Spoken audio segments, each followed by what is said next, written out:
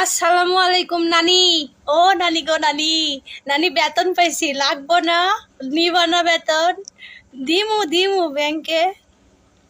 এ নানি, বাপের টাকা খরচ কইরা পাসপোর্ট বানাইছি, বাপের টাকা খরচ কইরা ভিসা লাগাইছি, বাপের টাকা খরচ কইরা প্লেনের টিকিট কিনছি, নিজের শরীরের রক্ত পানি করে এইখানে ইনকাম করতেছি।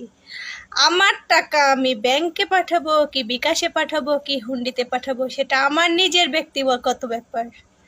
প্রবাসীরা তো মূর্খ, প্রবাসীরা তো অশিক্ষিত, প্রবাসীরা তো কামলা। তাহলে এখন দেন মা দেন। আর 2 দিন পরে ওই যে বলা লাগবে, একজন বলবে আল্লাহ নবীজির নাম, আরেকজন বলবে 2টা টাকা দিয়ে যান। ঠিক আছে, সময়টা চলে আসছে।